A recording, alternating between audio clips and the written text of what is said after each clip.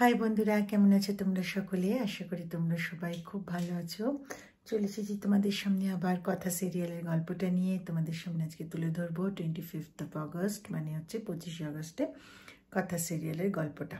তো চলো শুরু করি। Welcome and welcome back to my channel serial update with ring.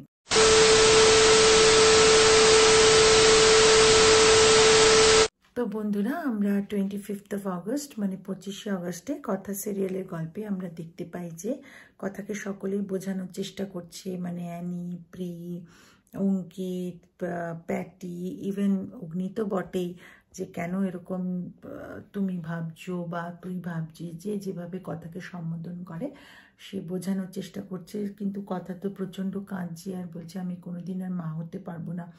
তো ঋতু আর জুনি বলছে যে বিজ্ঞান এখন কত এগিয়ে গেছে, তুই কেন সেসব কথা ভাবছিস? তো তখনই কথার চোখে পড়ে একটা ডল, যে ডলটা এভি আর কথা কিনেছিল ওদের বাচ্চাটাকে দেবে বলে।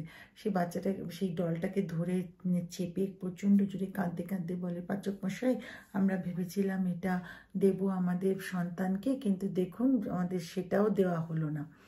তো যাই হোক, তো এইসব কথা হতে হতে এদিকে হঠাৎ করে আমাদের এভি বলে ওঠে কথাকে যে তোর যে প্রেগনেন্সিতে একটা কমপ্লিকেশন আছে, এটা তুই আমাকেও জানাবি না, তুই এটা কেন করলি?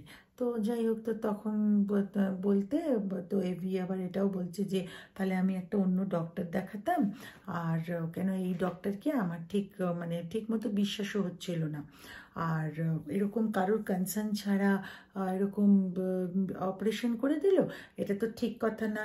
তো যাই হোক, তো এবার কি হয়েছে না, হঠাৎ করে এই যে কায়দা কানুনের যে পুরো গ্রুপটা আছে ওদের মনে প্রশ্ন আসে, যদি বাচ্চা স্টিলবর্নও হয়ে থাকে অ্যাটলিস্ট মাকে তো দেখাবে, মানে কথাকে তো দেখাবে। তো তখন সকলে জিজ্ঞেস করলো কথা তোমাকে দেখিয়েছে, বা এভি জিজ্ঞেস করলো কথা তোকে দেখিয়েছিল? বললো না।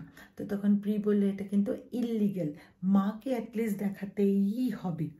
আর তারপরে আমাদের এভিও জিজ্ঞেস করলো কথাকে যে তোর কি অপারেশনের দিনে কিছু মনে আছে? বলে না, আমার এখন কিছুই মনে নেই, খালি এইটুকু আমি শুনেছিলাম যে আমাকে পুরো অজ্ঞান করতে হবে। তো তখন অঙ্কিত বলল যে কেন এখন এত সায়েন্স এগিয়ে গেছে, এখন তো স্পাইনাল কর্ডে একটা ইঞ্জেকশন দিলেই হয়ে যায়, এখন তো আর ওসব করতে হয় না।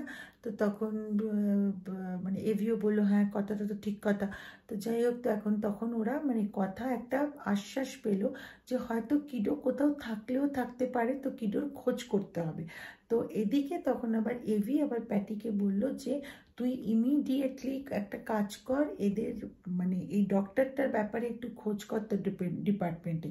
তো প্যাটি আবার একজনকে দিল এই ডক্টরের ব্যাপারে আর কি খোঁজ খবর নিতে। তো সেটা তো একদিকে মানে চলছে যে কি ব্যাপার হয়েছে। এদিকে আমরা দেখতে পাই যে পরে এভি আর কথা একান্তে নিজেদের সময় কাটায়, এবং সেখানে এভি বলে যে কতগুলো বিদেশের নাম নেয়, নিয়ে বলে চিনি সেই জায়গাগুলো? বলছেন না। বলে এবার থেকে আমি তাহলে ওই জায়গাগুলোতে চলে যাব, তুই যদি এরকম করিস। বলছে আচ্ছা বাবা, আমার ভুল হয়ে গেছে, আর কোনো দিন যাবো না। বললাম তো। তো তখন এভি ওর কানটা ধরে বলছে আর কোনো দিন যদি তুমি গেছো তুই দেখ। তো যাই হোক, তো এদিকে আবার কথা, তো তখন এভিকে বলছে একটু আশ্বাস পেতে পারি বলুন পাচক মশাই, যে কিডো কোথাও একটা আছে? বলে হ্যাঁ, আগে দেখতে হবে কোথায় আছে, ভালো আছে কি না। তো যাই হোক, তো তাই পরের দিন তো কোনো মতে আর কি ঘুম পাড়িয়ে দিল এভি কথাকে। পরের দিন সকালবেলা উঠেছে, উঠার পরে মানে এভি তুলেছে টগর ফুলের চা নিয়ে এসছে।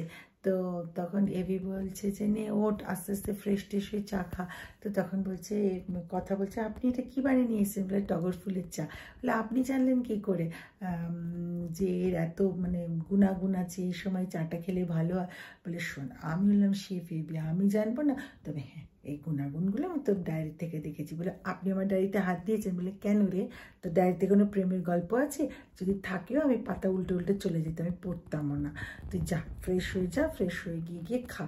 তো ততক্ষণে ও যখন ফ্রেশ হতে গেছে, এভি চাটা একটু মুখে দিয়েছে, মুখে দিয়েছে এরম এরম করছে করে, বলছে কি জঘন্য খেতে, এরা খায় কি করে কে জানে বাবা, এর থেকে আমার কফিই ভালো। তো বন্ধুরা, এটাই ছিল হচ্ছে কথা সিরিয়ালের 25th অগস্ট মানে 25শে আগস্টের গল্পটা তোমাদের সামনে তুলে ধরলাম। তো চলো পরবর্তী ভিডিওতে আবার দেখা হবে। তো আশা করি ভিডিওটা ভালো লেগেছে। ভিডিওটা ভালো লেগে থাকলে লাইক শেয়ার কমেন্ট করে দিও, চ্যানেলটা সাবস্ক্রাইব করতে ভুলো না কিন্তু। চলো তাহলে বন্ধুরা, টাটা, ভালো থেকো।